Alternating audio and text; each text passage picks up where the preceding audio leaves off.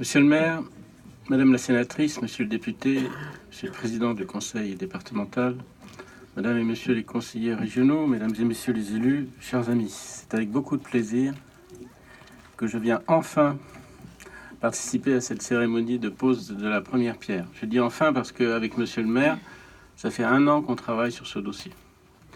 Ce dossier était difficile à cause du risque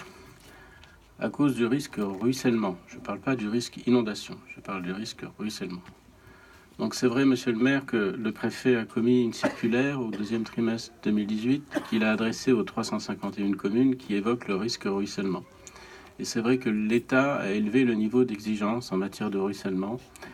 Donc nous avons 2 couches de risque en matière de pluie. Nous avons la couche inondation, c'est-à-dire la montée lente ou rapide des fleuves, des rivières ou des torrents ou des ruisseaux. Et puis nous avons une 2e couche de risque que l'on traite dans le Gard parce qu'on s'est rendu compte à force de retour d'expérience qu'elle méritait d'être prise en compte, c'est le risque ruissellement. Et je vous remercie patiemment, monsieur le maire, avec l'aide des 2 parlementaires, d'avoir participé à toutes ces réunions. On a trouvé à la fois l'emplacement et les conditions de construction qui permettent définitivement de mettre à l'écart du risque des enfants qui seront dans cette future et belle école. Voilà. 2e chose, quand on voit des Algeco au milieu d'une belle commune, on se pose la question comment on peut critiquer ce projet. Il est évident que les habitants et les jeunes enfants de la commune de Vert de Pont-de-Gard ont besoin d'une nouvelle école. Voilà. Et donc, il faut aussi soutenir ce projet parce qu'on ne peut pas durablement maintenir des enfants, petits ou grands, dans des Algeco. Ça ne se comprend pas au XXIe siècle. Ça renvoie à la question de la compétence scolaire. La compétence scolaire et périscolaire est certainement un thème sur lequel il y a encore des améliorations à apporter.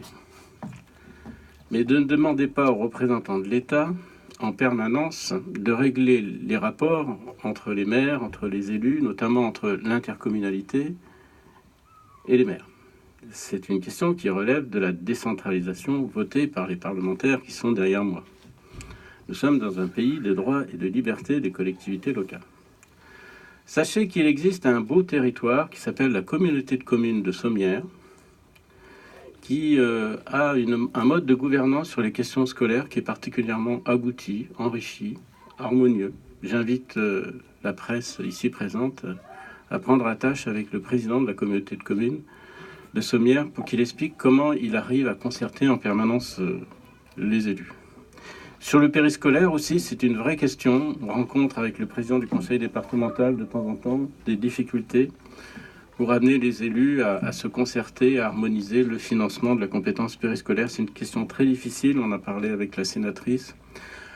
L'État n'est pas là pour obliger à la fin de tous les syndicats. Il y a des syndicats sur la compétence périscolaire qui se justifient et qui peuvent se maintenir, que ce soit en agglomération ou hors agglomération. Ce bâtiment est remarquable, puisqu'il fait partie du concours du conseil régional sur nos watts.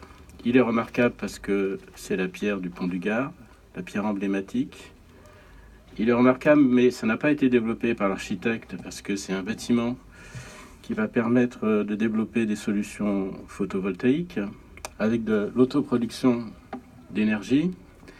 Et je veux remercier ici quelqu'un de très modeste, qui est le rapporteur de la loi Énergie-Climat, publié au journal officiel le 9 novembre, dont le rapporteur est Anthony Séguier, et qui fait un travail à la fois modeste mais très efficace.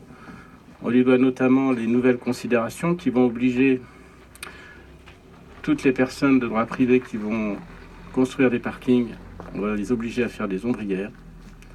On va lever les verrous de la commission de régulation d'électricité pour faire que sur des bâtiments publics ou privés, des grandes surfaces commerciales, on oblige les opérateurs à faire des toitures photovoltaïques et ainsi on va pouvoir rentrer dans cette logique qui est de décupler en France la surface photovoltaïque utile. Voilà. Donc c'est le début de la fin des injonctions paradoxales entre la volonté du gouvernement de décupler la surface du photovoltaïque et les contrariétés réglementaires. Enfin, le plaisir que nous avons ensemble dans une ville qui a reconquis ses commerces, où il fait bon vivre et où manifestement les initiatives prises avec l'aide du GAL Leader vont dans le bon sens. Vive la commune de Vers-Pont-du-Gard, vive le Gard, vive l'Occitanie, vive la République et vive la France.